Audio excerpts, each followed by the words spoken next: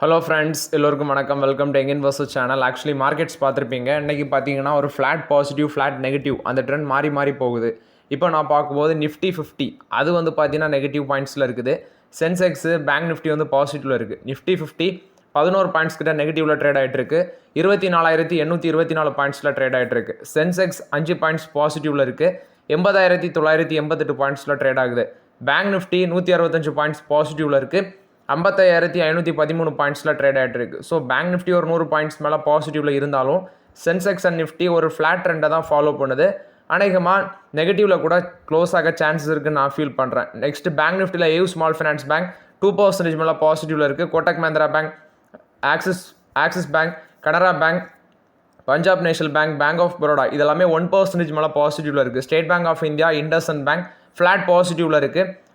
HDFC Bank, IDFC First Bank, ICICI Bank, Federal Bank இதெல்லாமே flat negative ட்ரெண்டில் trade ஆகிட்டு இருக்குது. ஸோ ஒரு பேங்க் நிஃப்டி மட்டும் ஒரு 100 பாயிண்ட்ஸ் மேலே பாசிட்டிவில் இருக்குது. Remaining Nifty and Sensex flat ட்ரெண்டை தான் ஃபாலோ பண்ணுது. ஸோ மார்க்கெட்டில் செக்டார் வைஸ் பார்க்கும்போது metal, PSE, banking service, pharma, infra, energy, realty, PSU bank, technology இது எல்லாமே பாசிட்டிவில் இருக்குது.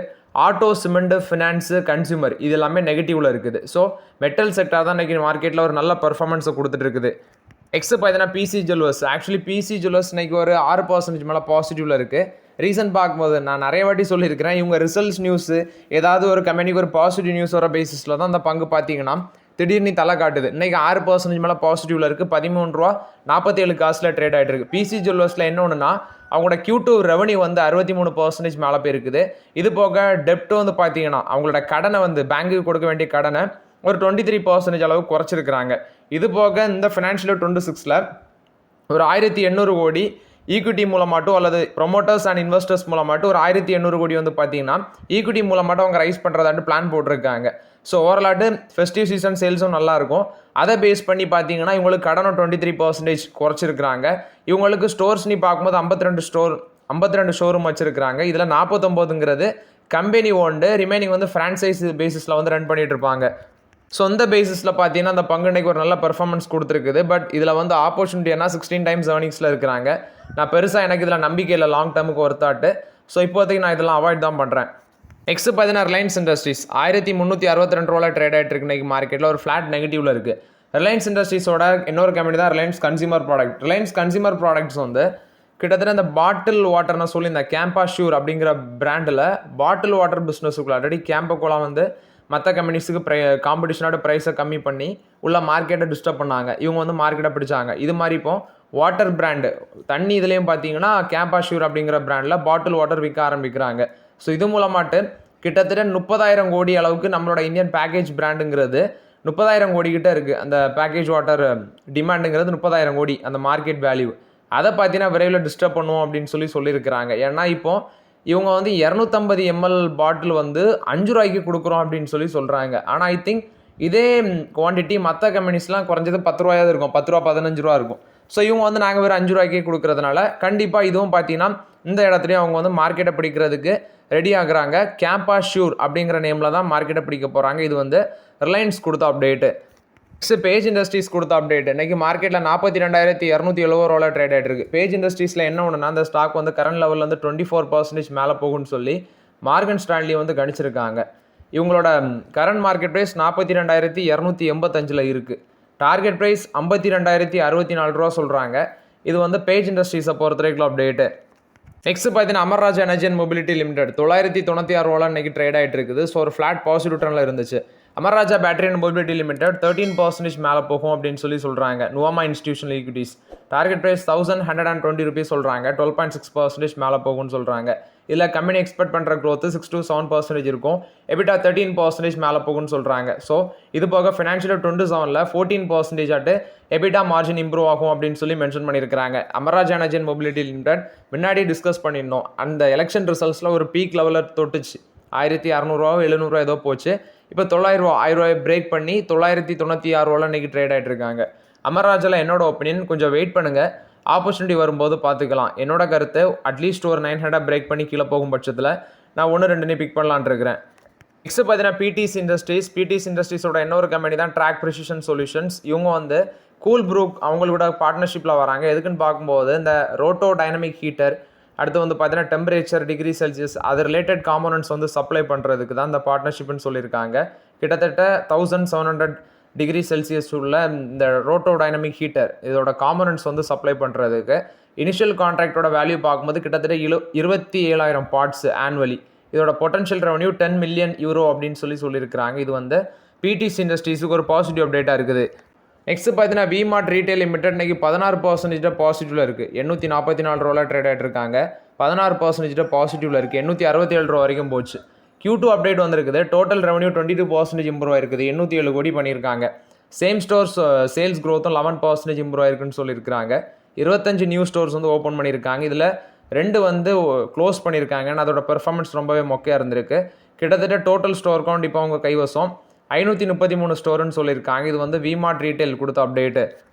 செப்டோ வந்து பார்த்தீங்கன்னா $450 மில்லியன் ஃபண்டிங் கிடைக்க போகுதுன்னு சொல்லியிருக்கிறாங்க. கேப்லர்ஸ் அவங்க மூலமாட்டு இந்த ஃபண்டிங் கிடைக்க போகுது அப்படின்னு சொல்லியிருக்கிறாங்க. கிட்டத்தட்ட அவங்க எதிர்பார்க்குறது $7 பில்லியன் வேல்யூஷன் வந்து எதிர்பார்க்குறதாட்டு சொல்லியிருக்காங்க. ஸோ இது வந்து ஜெப்டோ கொடுத்த அப்டேட்டு. குயிக் காமர்ஸ் செக்மெண்ட்டில் இருக்கிறாங்க.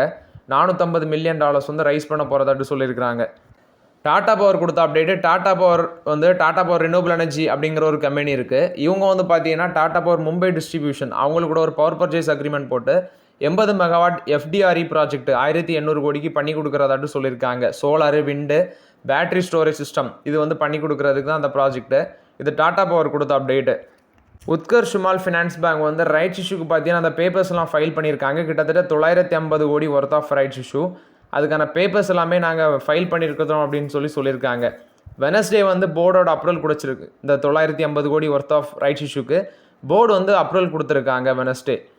நெக்ஸ்ட் ரைட்ஸ் கொடுத்த அப்டேட்டு. ரைட்ஸுக்கு வந்து பார்த்தீங்கன்னா ஒரு ஒர்க் ஆர்டர் கிடச்சிருக்கு. தாமோதர் வேலி கார்பரேஷன் வந்து கிடச்சிருக்குது. AMC railway siding ஸ்ட்ராக்கு.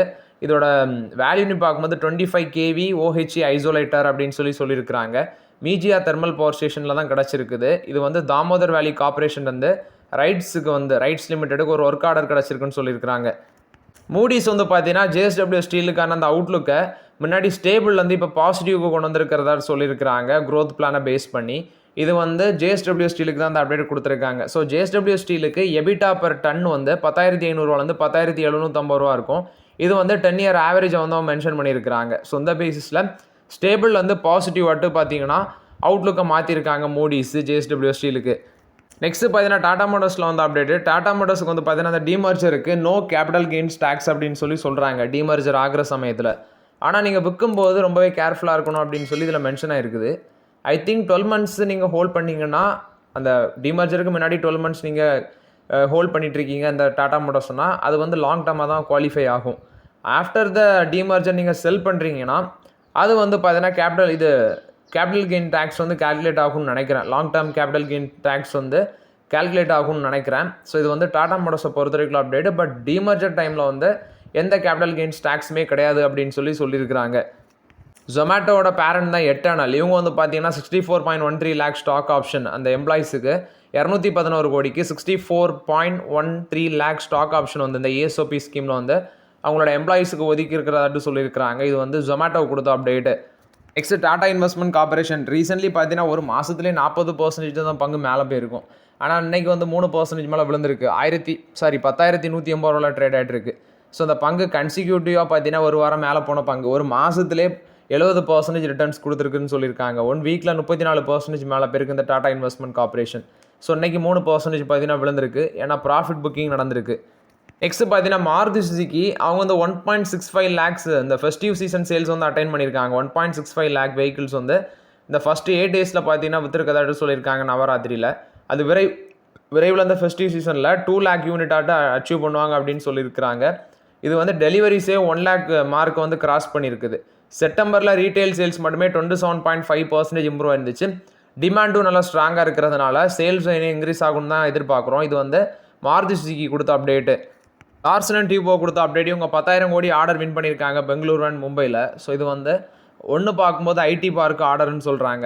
இன்னொன்று வந்து ஒரு மிக்ஸ்டு யூஸ் டெவலப்மெண்ட் ப்ராஜெக்ட் வந்து மும்பையில் வின் பண்ணியிருக்கிறாங்க. ஸோ இது 2 ப்ராஜெக்ட்டுமே பார்த்தீங்கன்னா கிட்டத்தட்ட 45 மாதத்தில் கம்ப்ளீட் பண்ணணும்னு சொல்லியிருக்கிறாங்க. இது வந்து லார்சன் அண்ட் டியூப்ரோவை பொறுத்த வரைக்கும் அப்டேட்டு.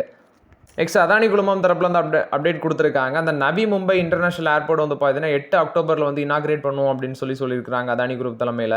ஸோ இது வந்து அதானி குழுமத்துலேருந்து வந்து அப்டேட். நெக்ஸ்ட் கோல் இந்தியா வந்து பார்த்தீங்கன்னா செப்டம்பரில் கோல் ப்ரொடக்ஷன் விழுந்திருக்குன்னு சொல்கிறாங்க. 3.9% இயர் பேசிஸில் விழுந்திருக்கு. 48.97 மில்லியன் டன்ஸாக இருக்குது. ஏப்ரல் டு செப்டம்பர் பீரியடில் 3.6% விழுந்திருக்கு. 329.14 மில்லியன் டன்ஸாக இருக்குது. இது வந்து கோல் இந்தியா கொடுத்த அப்டேட்டு. நெக்ஸ்ட் ஜிரோதா கொடுத்த அப்டேட்டு. ஆக்சுவலி நான் டிஸ்கஸ் பண்ணியிருந்தேன். ஜிரோதாவில் அந்த ப்ரோக்கிங் ரெவன்யூ வந்து பார்த்தீங்கன்னா விழுது. ஜிரோதா மட்டும் இந்த பிரச்சனை கிடையாது. ஏஞ்சனோவில் இதே கண்டிஷன் தான். க்ரோவில் இதே கண்டிஷன் தான். மோட்டிலால் ஓசல் ஃபினான்ஷியல் சர்வீஸ்லையும் இதே கண்டிஷன் தான். இந்த ஐஏஎஃப்எல் செக்யூரிட்டிஸ் அதுலேயும் இதே கண்டிஷன் தான். நெக்ஸ்ட்டு பார்த்தீங்கன்னா இன்னும் சில ப்ரோக்கரேஜஸ் கம்பெனிஸ் எல்லாமே இருக்குது.